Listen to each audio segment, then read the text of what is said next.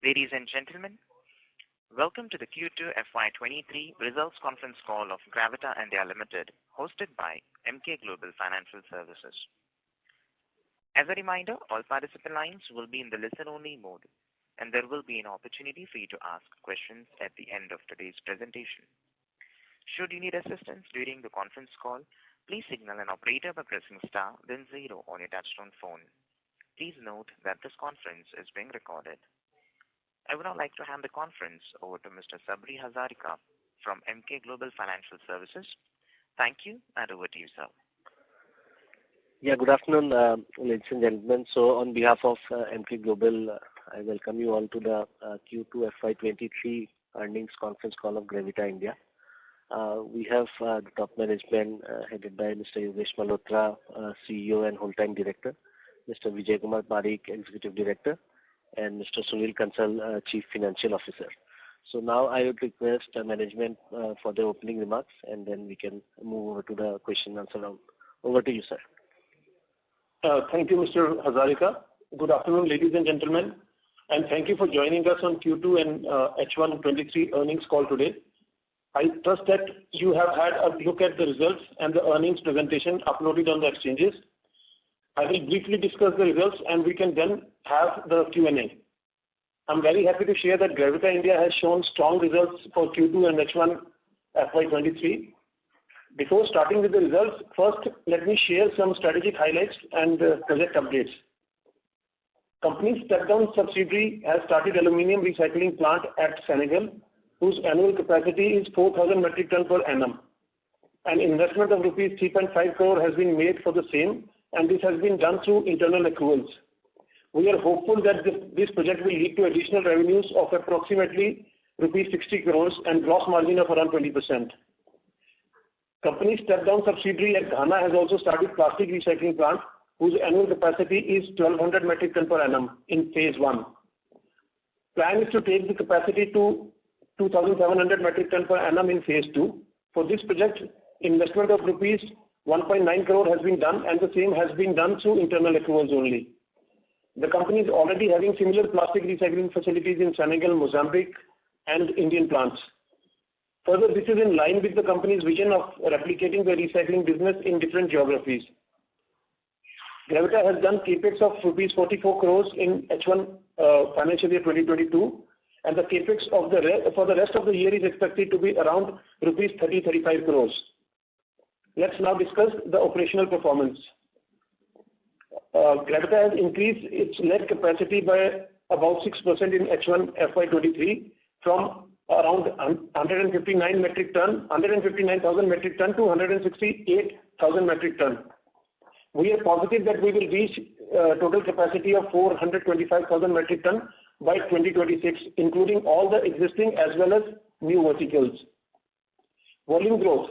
The company has witnessed a volume growth of about 17% in Q2 FY23 on year-on-year basis. Mostly all the segments showed positive growth in volumes. On Q-on-Q basis, volume of lead grew by 26%, that of aluminium and plastic grew by 31 and 11% respectively. EBITDA per ton for lead and plastic showed an increase of around 23 and 13% on a year-on-year basis, whereas we saw a slight decline of 6% in EBITDA per metric ton of aluminium. Domestic scrap collection for Indian plants has increased to 47% in Q2 FY23 compared to 39% in Q1 FY23. We believe that with redefining of battery waste management rules, extended producer's responsibility and stricter implementation of GST, the scrap availability for formal recycling sector will increase and further grow. I'm happy to share that we have managed to bring down our net working capital cycle from 95 days in March 2022 at 80 days in September 2022. Our aim is to bring it further down to 65 days by March 2026. This improvement has been possible due to more availability of domestic scrap and lower imports, which reduces transit inventory, and due to retail scrap collection through OEMs, which has zero working capital. Consolidated revenue for the quarter is rupees 683 crores, which is up 25% on year-on-year basis. This increase in the revenue is supported by increase of 17% sales volume. Revenues from value-added products stayed at around 42%. Adjusted EBITDA has grown by 29% to rupees 65 crores on year-on-year basis. EBITDA margin stood at 9.5% and company continues to maintain resilient margins despite increasing cost pressure across major raw materials during the quarter. Gravita reported a strong consolidated PAT of rupees 45 crore, up 21% on Y-on-Y basis. Out of this, about 62% profit is from overseas business. PAT margins also stood strong at around 6.5%. Consolidated revenue increased to rupees 1,262 crore rupees from rupees 993 crore rupees, which is an increase of about 27%. Adjusted EBITDA for the first half stood at 130 crore, up 48% on Y-on-Y basis. Consolidated PAT for the half year showed a tremendous increase of 48% to rupees 87 crores. Gravita has achieved an ROCE of 30% in H1 FY23, and it is strongly in line with our vision of 2026.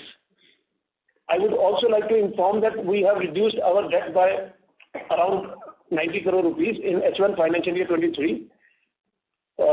This has happened because of our focus on reducing our working capital cycle, and we are on target to reduce it further to around 65 days from current 80 days.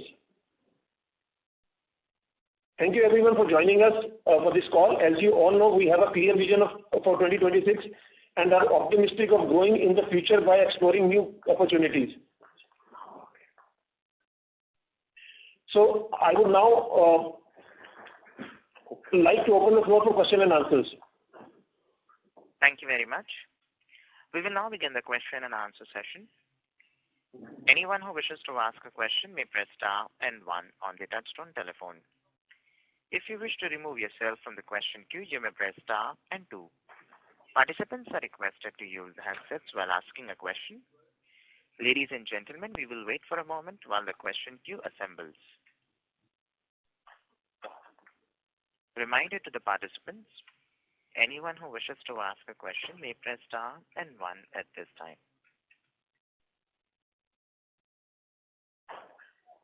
The first question is from the line of Rahul from Lucky Investment Managers. Please go ahead. Thank you for taking my question, sir. First is, while Q2 we have seen a 17% volume growth, much better than Q1.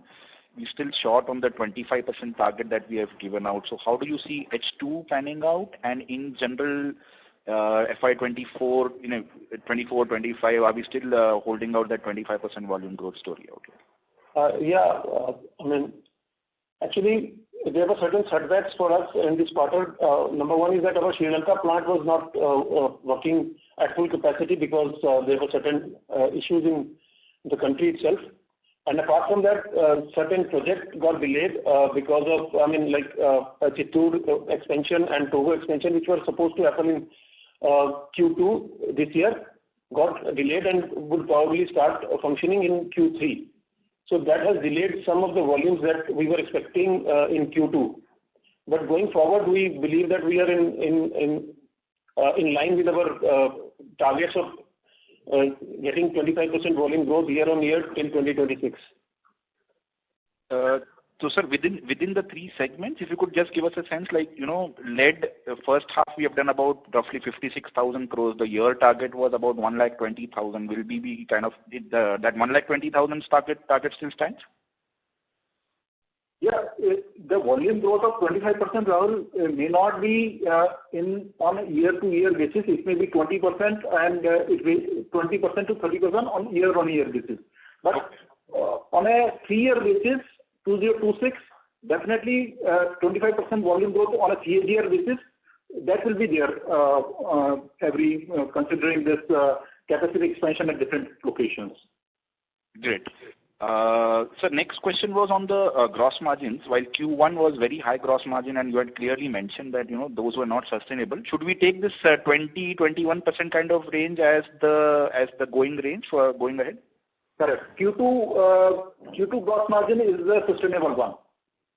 So that's around the 20% mark. Correct.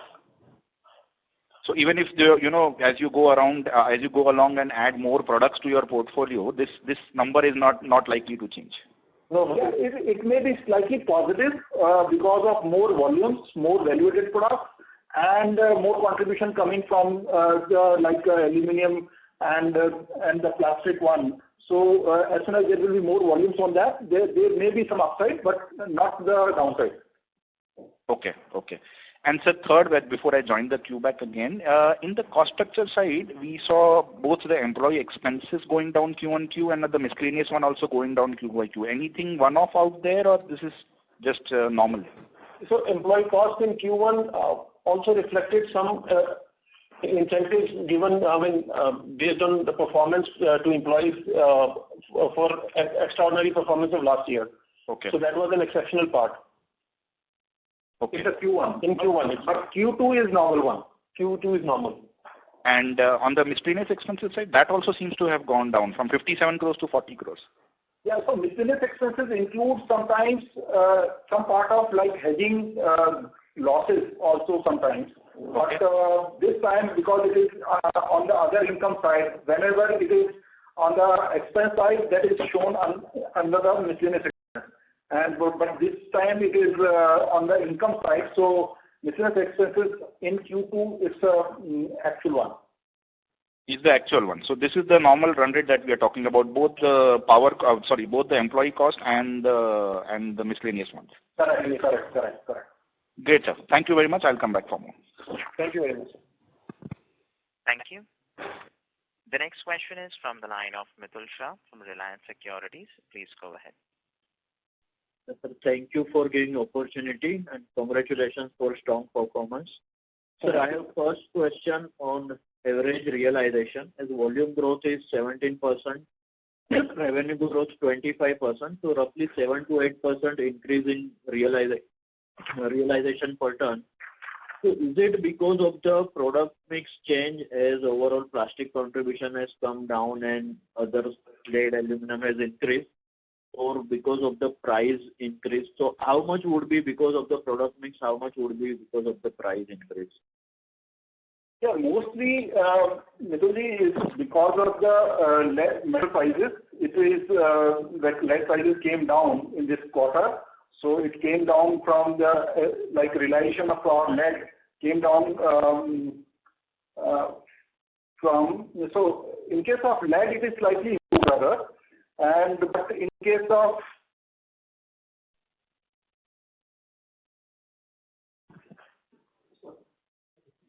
My question is on YOY increase of 25% in revenue versus volume growth of 17%. So it indicates nearly 7 to 8% increase has come from realization per ton. So that is I'm trying to understand, it is because of the price increase, how much, and how much would be because of the product mix? Yeah, it is in case of lead, it is mostly in case of product mix. But in case of aluminum, it is more on the price side. Okay. Second question is on EBITDA margin, as you are highlighting that Q2 would be considered as a stable margin. So are you indicating in terms of percentage margin or in terms of EBITDA per ton, which is you have given on your slide number 6? So in terms of our EBITDA per ton margins, we are very clear that in lead we are expecting around 16 to 17 rupees per ton EBITDA margins for lead. And 17,000. 16,000 to 17,000 rupees per ton EBITDA margins for lead. And for aluminium, this figure is around 18,000 rupees per ton. This was lower in this quarter for aluminium, specifically because the prices went down and we don't have a very robust mechanism to hedge these changes in prices in aluminium and plastic. So some of the effect has been on aluminium business this quarter.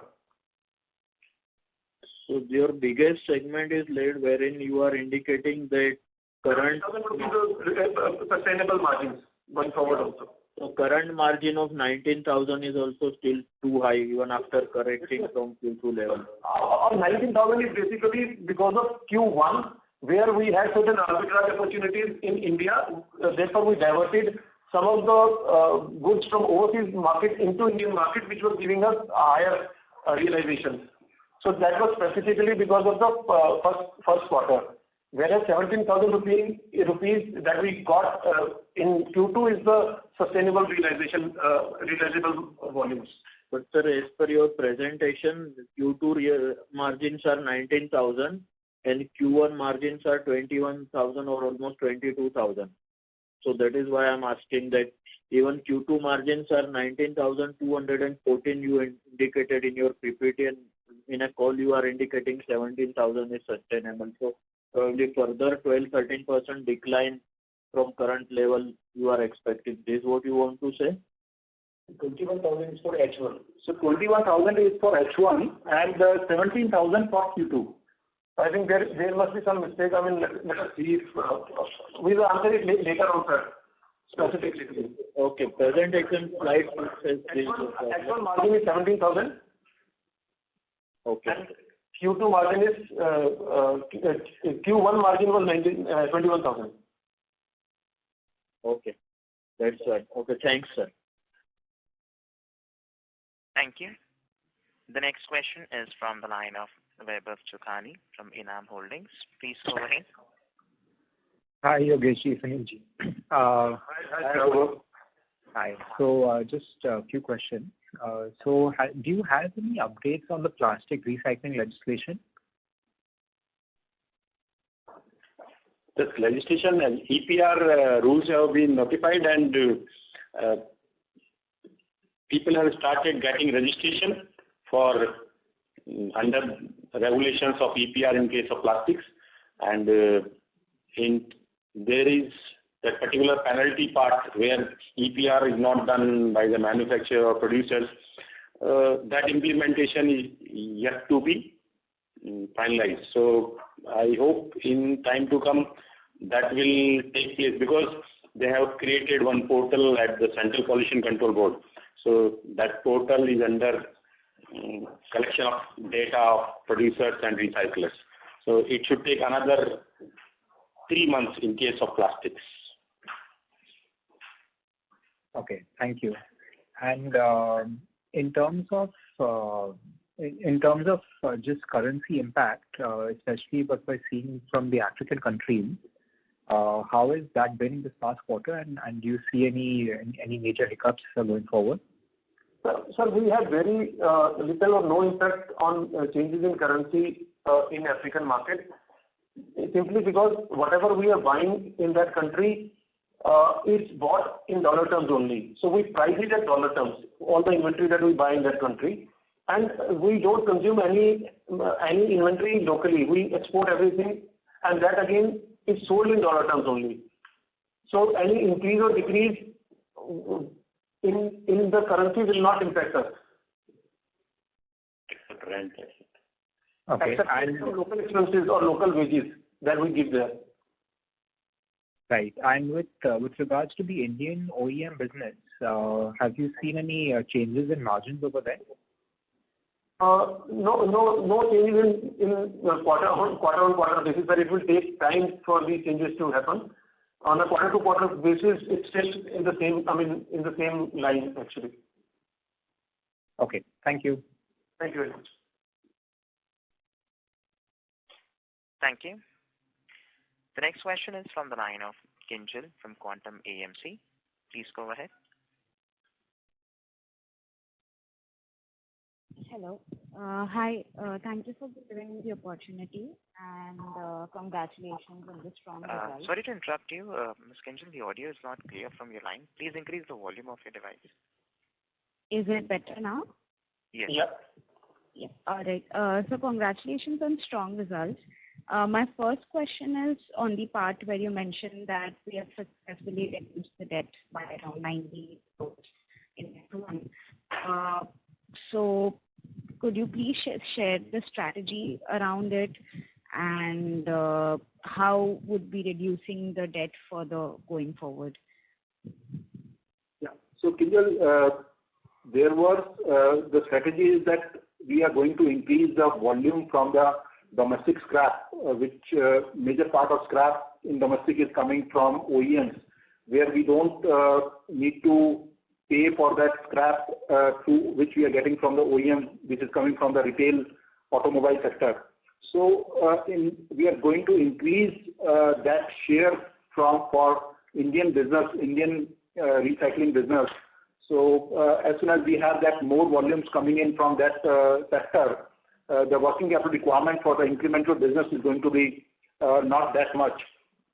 So it will overall improve, and that is going to replace the import scrap in India. And imported scrap which is coming to India is going to be used in overseas plants for us. So and then we have recently established the Mundra facility, where earlier the scrap was moving to Jaipur, and that was causing the higher working capital cycle of 7 days coming in, 7 days going out for exports. So all these efforts have brought down this working capital requirement for us, and we came down from 95 days to 80 days closely, and it is going to be further down by another 15 days in the next 2 to 3 years. So this is the strategy, and that is causing the lower requirement of funds and lower debt also that is causing. So we are going to reduce the requirement of debt, short-term debt, further by reducing this working capital cycle. All right. Thanks for answering that. A follow-up question on this would be, you spoke about the increasing domestic scrap. Sorry to interrupt. Again, the audio is not clear. Please use the handset mode. Yeah. Is it better now? Yeah. Sorry.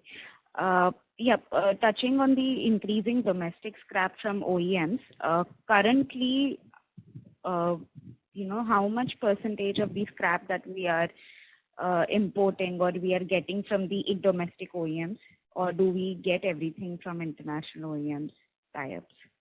So everything that we're getting in India is from domestic OEMs only. We're not importing anything from OEMs from outside India. So the 47% scrap that we are getting in India is mostly from OEMs in India. All right. Okay. My next question would be, if you could please explain on how the changes in the government policies are we looking at, how will it impact Gravita, and how will it impact the further verticals that we are going to come up with, like e-waste and lithium-ion batteries? If you could throw some light on that. So the current policy of particularly battery waste management rule, which were at draft stage, has been notified by the government in the month of August 2022. So the new rule has notified all types of battery now. So lithium ion also will become part of those batteries. Earlier rules were having only lead acid batteries. And there is a part D which is called EPR. So the committee for EPR has been constituted, and this committee has to make their reports or finding and put up the value of EPR within 6 months of time, and there will be a portal under CPCB in case of battery waste also.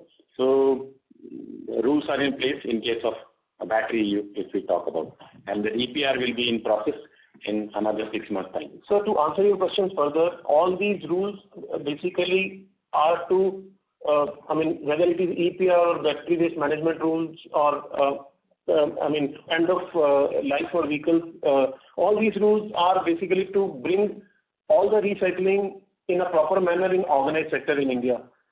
So if we bring, because most of these scrap generally is processed in the unorganized sector in India, and if we can shift this from unorganized to organized, that is going to help companies like Gravita.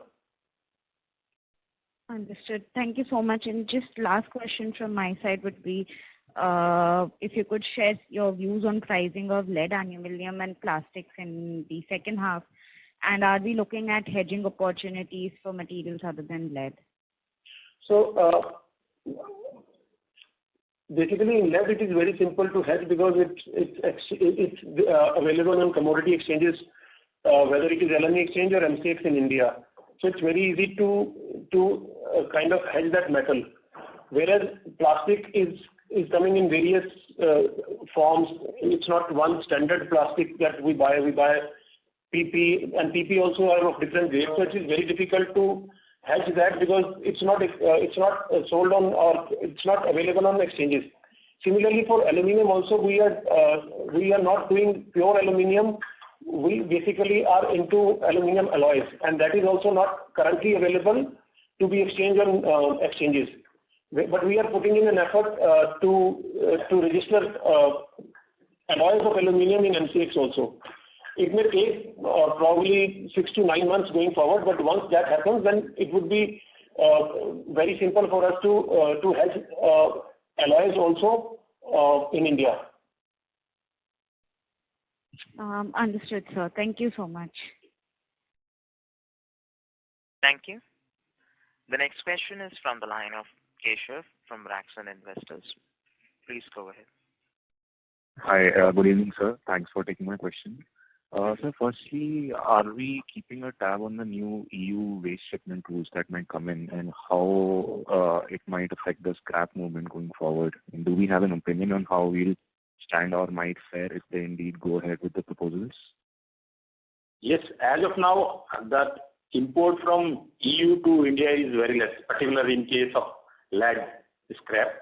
So our mostly volumes are coming from other than EU and US market. This is mainly coming from Africa, Middle East, and other South Asian countries. So that regulation won't affect us much.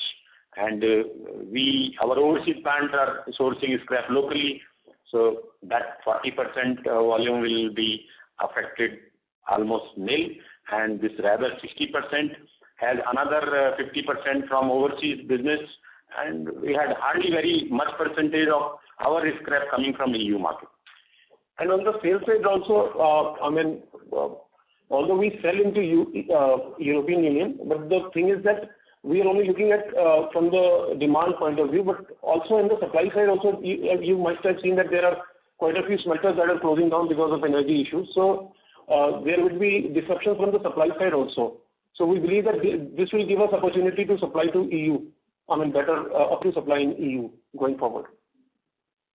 Understood, sir. So secondly, could you talk about what kind of opportunities we are working on in the rubber recycling space and in what geographies? So rubber recycling is a very new vertical. In the first phase, what we are doing is we are only doing it for our own captive consumption, because all the three products that we are getting out of rubber, basically carbon, iron, and pyrolysis oil, all these three are used in our own smelting processes. So we are only increasing capacities to the extent where we can use all this for our captive consumption. In future, as and when we have additional capacities from rubber recycling in various locations, we would look at other avenues for sales of some value-added products from rubber also. Sure. Sir, in the last call, you had mentioned that the EU and US battery market is managed by the battery manufacturers. So post EPR, is it not a possibility that a similar trend might happen in India as well? Absolutely, that is going to happen in India only. But all these battery companies do not recycle the batteries in US or Europe. They have partners like recyclers like us in those countries also, who recycle on behalf of those battery companies. So that is what India is going towards in all the recycling verticals, especially in battery waste management, where it's environmentally, very critical. So if that happens, we believe that is going to happen, and if that happens, then the scrap availability for recyclers like us, in partnership with battery manufacturing companies, would give us great opportunities going forward. Great, sir. Sir, I'll come back in the queue. Thank you. Thank you. The next question is from the line of Pranay Roop Chatterjee from BCMPL. Please go ahead. Hi, good afternoon. Am I audible? Yeah, please. Yeah. So I had 3 questions. Firstly, on the recent battery management regulations, so I understand the point that, because of that, you have to rely less on imports, which would firstly reduce your freight costs on the import side, and also it would reduce your working capital requirement. That is absolutely clear. What I wanted to understand was, the sense I got from the regulations is that the battery OEMs are now held responsible to collect it via their dealer network and then send it to the organized channel and then use the process lead back into their production, and that is the percentage number that is basically given. So if my understanding is correct, and let's say the regulations are successfully implemented, in 3 to 5 years from now, would this regulation only increase the tolling portion of your revenue? Is that the case, or is it that generally sourcing would improve and you can use the OEM sourced batteries and then use the process lead for exports as well? So my question is whether you would benefit from a sourcing perspective for both domestic and exports, or is it just a one-to-one contract with either of the OEMs where you have to supply it back to them? Yes, your understanding on part 1 is correct, that they have to collect, but there is a part 2 also, which says even they don't collect, in that case, or even they don't buy recycled lead, in that case, they can buy certificate from the recyclers. So if I buy battery in domestic market and sell lead to export or some other application, that much volume of certificate I can sell to them. So that will be another parallel market. The certificate will have a value and that will be regulated on a portal. So both way it will go, because they do not have much collection center and tolling mechanism. They can buy even. So to answer your question, only bigger players would be able to have a partnership with recyclers and have their tolling arrangements, but smaller players would have to rely on certificates from recyclers to do it, and that will create an opportunity for recyclers to buy from the market and either sell it to those recyclers to the battery manufacturers, or export it and give the certificates to the battery manufacturing company, the smaller battery manufacturing companies. Got it. That is absolutely clear. My next question is on the growth potential in this market. Again, assuming that the regulations are successfully implemented over the next 5 years, do you see a case where the organized volumes can actually exponentially increase, like to the extent of 2 to 3x probably in the next 5 years, number one? And given the fact that this technology for smelting is not extremely complicated and there are hundreds of recyclers actually present, but who don't have any utilization at all because of raw material sourcing, those guys would also come in. And do you see that the Gravita would also grow, but do you see the share slowly reducing as the market sort of becomes 2 to 3x? So 2 parts to that question, basically. So basically, we believe there is going to be consolidation in the sense, because if you want to do it in a proper manner, the number of players that are there currently will reduce dramatically. Most of the unorganized players will be out of question, because currently their only advantage is that they are not doing it in a proper manner, and also there is a tax benefit to the unorganized sector currently. Once that goes away and that benefit is not there, we believe there would be consolidation, and only maybe around 20 odd players on India would be there. And there would be enough opportunity for all of these recyclers to grow at the same rate of 2 to 3x. So it will not go down. It will in fact increase. I mean, if the overall capacity in the organized sector grow by 2 to 3x, players who are there already, who are like Gravita, who has pan-India presence, would grow much faster than the 2x or 3x that the market would grow by. Got it. That all clear on the second part of my question. On the first part, do you at all see the market becoming 2 to 3x in the 5 years? And this basically hinges from the fact that this regulation was already present for the last 20 years, right? And recently some additional parts have been added. But what do you see different this time, and do you think that 2 to 3x is possible this time? Because it's been there. The difference this time is that the onus has been put on the brand owners now. So it is now the owners. Earlier it was on everybody. The retailers also were to file the returns and all those things, and it was not implementable. Now the onus of implementation is on the brand owners. So they are held responsible if they are not able to buy back the batteries or get it recycled through organized recyclers. They are the one who would be put responsible. Similarly for EPR also, it's the same.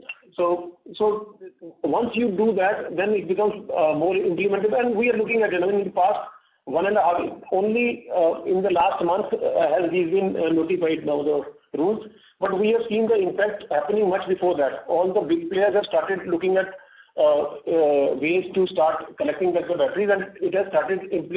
So we are in no doubts that the volumes will go to 2x, 3x, whatever the number is, if the organized sector is able to increase their capacities in the same manner. So the only problem would come if whether the organized player can increase those capacities in time to do the recycling or not. Got it. All clear. Do I have time to slip in one more question? Just wanted to check. Please. Sure. Last question from me, and this is more a strategic question. So when I was studying the business, I understand, and let me know if I'm wrong, broader lead products, aluminum products, plastic products, the overall global industry growth would not be very high, right? It would be less, probably in single digits itself. So when you are expanding your capacity from currently less than 200,000 to around 425,000, could you please spend some time talking about the demand side of the equation in lead, aluminum, plastic? Are there any trends, or do we have any material advantage over other competitors that we'll be able to grow that fast basis share gains, because the overall industry is not going that fast? So if you could just spend time and give confidence on the demand side of the piece. Yeah. So basically, I mean, I would go back again on the supply side. As I mentioned that there are, although even if we consider that there is going to be no growth in the sector, for example in battery segment, but the shift from unorganized to organized itself will give you 2 to 3x growth. So even if nothing happens in the sector, although the Indian automobile sector is growing, and we believe that going forward it will have impact on the battery manufacturing also. But even if we agree to you that there is no growth like in the Western countries, the shift itself will give us growth itself. And the same is happening. That is why if you look at all our expansions, all our, geographically wherever we are in developing countries where we see there is a gap, there is no recycler available, or the scrap is not getting processed in the right manner. Those are the countries that we are focusing geographically also. And third part is that currently we are very small. So gaining market share is not a problem. We are hardly 1% of the total global market. So even if we go to 2% or 3%, it will hardly affect anybody, and at the same time we will go 2 to 3 times very easily. Thank you. Mr. Chatterjee, may we request that you return to the question queue for follow-up questions. We'll take the next question from the line of Hardik Gauri from Alpha Plus Capital Advisors. Please go ahead. Thank you for the opportunity. Sir, you have an order book of about 60,000 metric tons. So can you give us a breakup of the order book, or is it entirely lead only?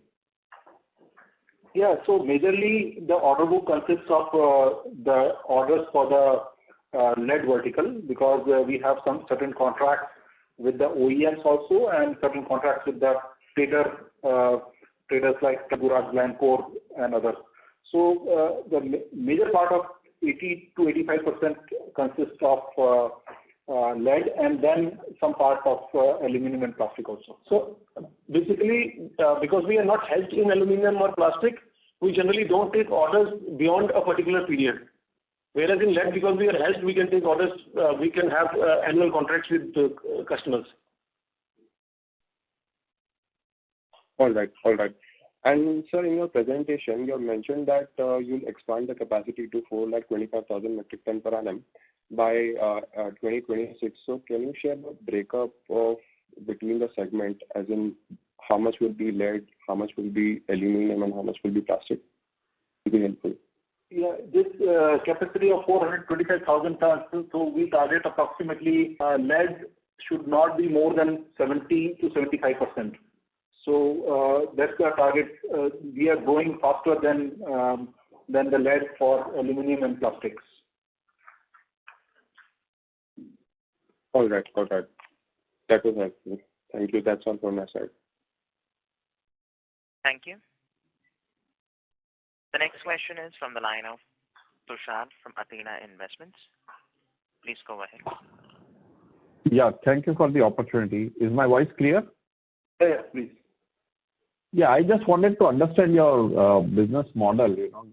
I mean, I was looking at the presentation and you seem to have a lot of turnover out of India, but profits you're showing is from overseas.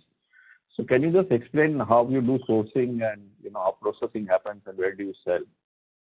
And second, related to that question is, I want to understand what is the impact of this rupee depreciation on your business? Is it beneficial or is it negative for you? So to answer your first part, actually it all depends on sourcing of raw material.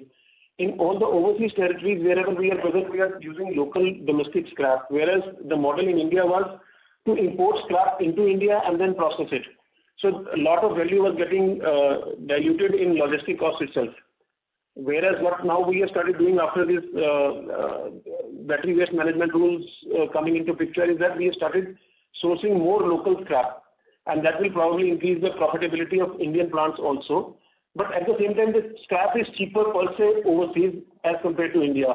So the profitability of overseas centers would always going to be higher than Indian plants. So that is the first part.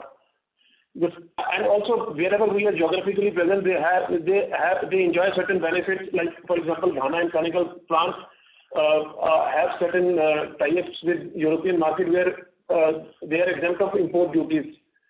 So that also gives you additional benefit if you sell your material from these countries to Europe or US. So all in all, these things make overseas territories more profitable. Also, there is no tax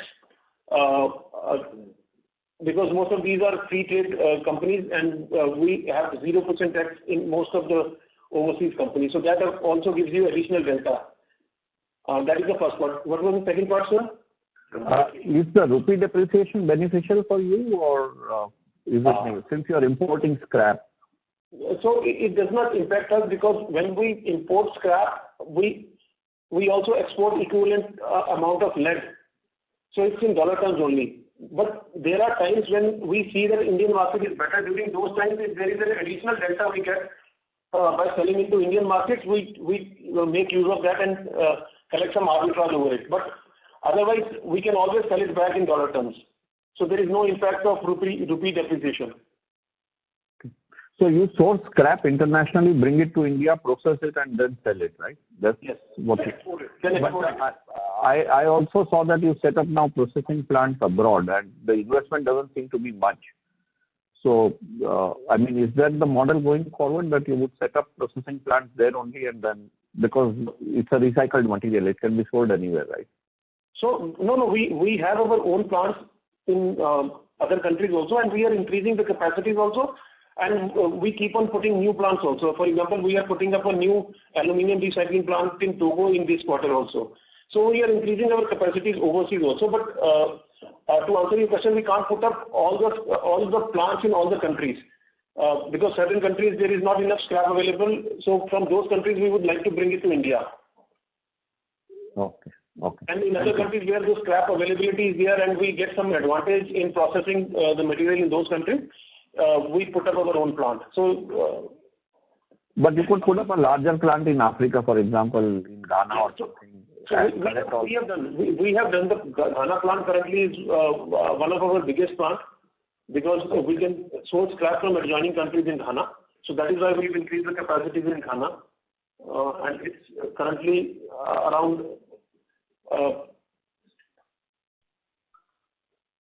16,000 tons per annum plant for lead, and we are also putting up a capacity of aluminium in that plant. Oh. Okay, thank you very much. Thank you. The next question is from the line of Manav Singh from Oralis Capital. Please go ahead. Hi, good evening, sir. Am I audible? Yeah. Yeah. So what I wanted to understand is we are geographically very diversified and it has always been a focus. But when I see some of the competitors, they are very consolidated in one geography. So could you explain me why would that be the case?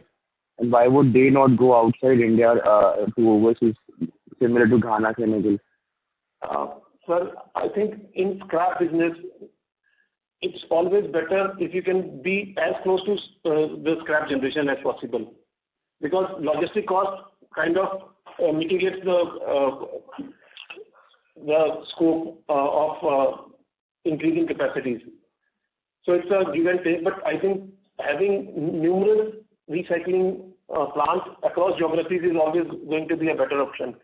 Sometimes maybe getting management bandwidth to run all those plants is not there in most of the companies in recycling because they are not professionally managed. That can be one of the reasons why they don't go and expand in various geographies. Got it, sir. Because of similar reason, our inventory would also be higher, right? No, it's basically not higher because of that. It's only higher if you import that scrap from all across the world to one location. Then it will be higher. If you are putting up various plants in various locations, then you can. There is no transit period where your inventories are lying in transit. So, in fact, having many plants will reduce the inventory levels and not increase the inventory levels. Yeah, but that is the case. That's not the case with them. They have consolidated and they carry a lower inventory as well compared to their sales. So, I don't understand what am I missing? Why do we carry so much inventory? So I'll give you an example. There are two things. If you look at our overseas plants, the inventory levels are lower as compared to our Indian plants. In Indian plants, the inventory levels are higher because we are importing that battery scrap from overseas markets, and it generally takes around 1.5 to 2 months for that scrap to reach the Indian plants. So whatever amount of inventory is in transit increases the overall inventory levels. So consolidating will always increase the inventory levels because you are bringing in inventories from all across the globe. I don't think there are many people who are doing this. Most of the people they are not consolidating. They're just using the local scrap and they're not going beyond a point. If you want to go beyond a point in one geographical location, beyond a point it will be counterproductive. Okay, understood. And earlier you mentioned that battery OEMs in Western nations, in US, developed nations are partnering with us as recycler as in. So do we import scrap from USA as well? No, we don't. Okay. Not battery scrap. We import other kind of scrap from US, lead scrap from US. We also import aluminium scrap, but we don't import battery scrap from US. We do import lead scrap though. Yeah, we do import lead scrap. Okay. That's it from my side. Thank you. Thank you so much. Thank you. Ladies and gentlemen, in order to ensure that the management is able to address questions from all participants in the conference, please limit your questions to 2 per participant. Should you have a follow-up question, we would request you to rejoin the question queue. The next question is from the line of Viral from Phillip Capital. Please go ahead. Yeah, good afternoon, sir. Thanks for the opportunity. Sir, in order to reach the overall capacity of 425... Sorry to interrupt you. Please use the handset. Am I audible now? So we can hear some disturbance from the line. Please use the handset mode.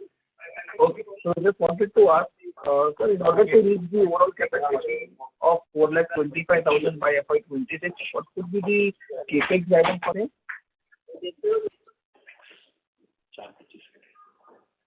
Yeah. So the total capex for this capacity expansion by 2026 is going to be approximately 70 to 80 crores per year till 2026.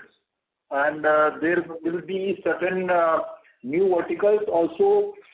So 70 to 80 crores for the existing verticals, lead, aluminium, plastic, and including the rubber also, which is also the current vertical. And then we have certain new verticals, which is which will also have the capex of approximately 200-250 crores in next 3 years total. Sorry to interrupt you, Mr. Dhiral. The audio is not clear from your line. So how are we looking to fund the capex? Yeah, so major part of this capex will be internally funded. For this journey from 2022 to 2026, we need an incremental capital of approximately 1,300 crores, including the working capital requirement. So considering this capex also, and so out of this 1,300 crores, 900 crores will be funded from internal growth, and 300 to 400 crores will be funded from taking of additional debt, or we can raise some money from equity also at the right time. Okay. And so lastly, when we are targeting almost 50% mix of the value-added product, and let's say if we achieve that mark, so what could be the improvement in the EBITDA margin simultaneously? Yeah, so EBITDA margin will, as we can see that more volumes and more value-added products is improving the margins from 8 to 9%. We have already reached to 9%, close to 9% now. And with the more volumes again and more value-added products in future, we can improve this from 9 to 10 in the range of around 10. So that's and we are also improving the certain other operational efficiencies, the recovery part also, so which is taking us to this 10% on a sustainable basis. Thank you. Mr. Dhiral, may we request that you return to the question queue for follow-up questions. We'll take the next question from the line of Chirag from Ratnatraya Capital. Please go ahead. Hi, good evening. Thank you so much for the opportunity, sir. Just one question on the EBITDA per ton side. We understand that more sustainable range is in the 16 to 17 rupees per kg, or the 16,000 to 17,000 rupees per ton. Can you help us understand, sir, right now with the number that we are sitting on, which is around 18 rupees, 19 rupees, with a 20% delta, once we are fully hedged, what are the other factors that still move EBITDA per ton? Clearly we are above, and I'm sure there would be cases where we'll be probably a little bit below what we are targeting. But what are those factors that, once we are fully hedged also, that still sort of affect EBITDA per ton in that range? There are 2-3 factors. One is more volume, because there are certain costs which is fixed cost in nature. So that is also part of this, that is also reduced from this EBITDA per ton. So if that cost remaining same and we have more volumes, so that's the one factor. And another factor is the more value-added products. So because in case of value-added products, we get slightly better margins, better EBITDA margins, better realization, up to 2-3%. And the third factor is that the more volume which is coming up, like we are adding some more verticals also. So that's also sharing certain fixed cost for us in case of different verticals is sharing the fixed cost. So that's also improving the overall EBITDA per ton. So these are the factors. Understood. Very clear. So, and when you say 16 to 17 rupees kg, which is what we think is sustainable as of now, what kind of percentage of value addition are you assuming when you say that? Is it around 40-45% value-added product? Is that what you are assuming to come to the 16-17 number? So generally, it's around 42% is of value-added products currently. Understood. And when you say 16 to 17 is sustainable in the current environment, that means that if 42 were to remain, 16, 17 would be sustainable. If 42 goes up, then probably some part of that will slow down again to EBITDA per ton, right? Right. So what happens is that whenever we are creating a new center, or we are increasing capacities overseas, then it does not translate to value-added product immediately, because in value-added product you have to get that plant also certified from the OEMs. So it generally takes some time for you to register a new plant, same product from a new plant also. So generally there is a lag between setting up a capacity and then getting approval for value-added products for that plant. So understood. So it may take some time for us to reach 50% value-added products, because we have increased quite a few capacities in the last year. So therefore, I understand. although the volume of value-added product has grown, but the percentage-wise it is still at around 40-45%. Understood, sir. I understand what you're saying. Very clear. Thank you so much. Thank you. Thank you. The next question is from the line of Keshav from Raxan Investors. Please go ahead. Sir, in the rubber recycling value chain, you mentioned that you're doing a little bit of pyrolysis for captive consumption.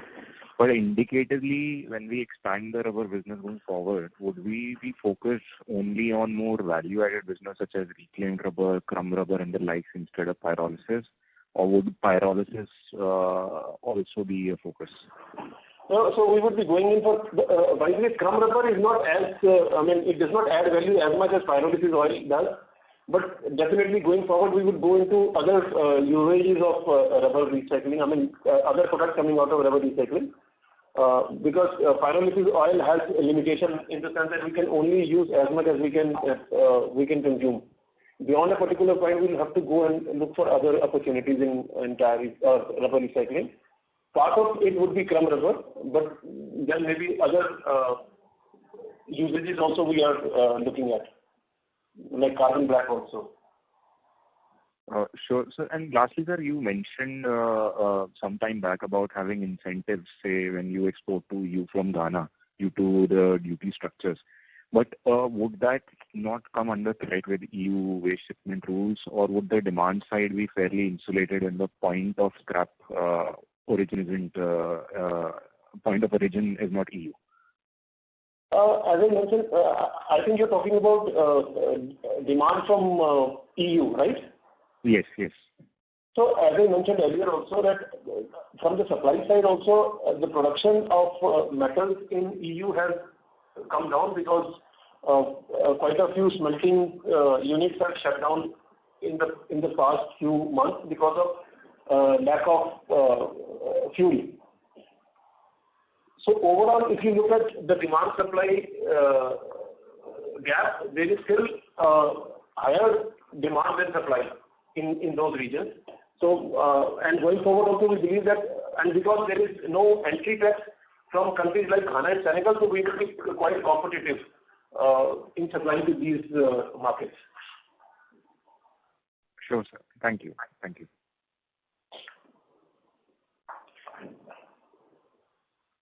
That's all from my side. Thanks. Thanks. We'll take the next question from the line of Kinjal from Quantum AMC. Please go ahead. Hi, sir. I just have one small question. While we are looking at expanding to other verticals, what would be the eventual product mix that we are looking at? And with these verticals, are we also looking at increasing our value-added product space? Sorry, can you come up again? I can't hear you properly. So my question was, since we are looking at increasing the other verticals and adding on to the new verticals as well, what would be our eventual product mix once, the capex is done, which is, I think, by 2026? And are we also looking at increasing the base for our value-added products pertaining to these verticals? Yeah. So going forward, we believe that by 2025-26, 25% of our business, at least 25% of the business would come from non-lead verticals. So that includes aluminium and plastic, and also the new verticals that we would bring in. And that includes e-waste, lithium, copper, paper. So by 2025-26, only 75% at the max would come from that. Balance 25% would come from other verticals. That is first part. And definitely in all these products, we keep on focusing on value-added and products, and we are not only doing basic recycling. We are going and doing value-added products. For example, in plastic also we make food-grade plastic, which gives you better margins as compared to normal plastics. So definitely value-added products is for all the verticals, not only for lead. Understood. So just to clarify, currently 80% of our revenues, we have 80% of the portfolio in lead. all the CapEx saying that it will reduce Sorry to down to interrupt you, only Ms. 70. Nikhil. The audio is breaking from your line. I would request you have to repeat your last question, please. Yeah. Is it better now? Yeah, it is better. Yeah. So just to clarify, currently we have 80% of our portfolio in debt, and you're saying that by 2026 it will reduce down to 75%. So it's currently at 83% and not 80%. And by 2025, it would be at the max 75%. Definitely, we target higher, but some of the verticals, new verticals that would come in probably would not start giving you revenue in 2025. So we believe that at the maximum level, that would be 75%, and that too, when net is also growing at a healthy rate of 15 to 20%. Understood. All right. Thank you so much. Thanks. Thank you. Ladies and gentlemen, that was the last question for today. I now hand the conference over to the management for closing comments. Yeah. Thank you very much for participating in the earnings conference call. It has been a pleasure interacting with you all. We expect better operational performance coupled with volume growth in the upcoming quarters. We hope that we have answered all your queries. Please feel free to reach out to our investor relations team, Go India Advisor, in case any of your queries remain unanswered. Thank you once again. Thank you. Ladies and gentlemen, on behalf of Emkay Global Financial Services, that concludes this conference call. Thank you for joining us, and you may now disconnect your lines.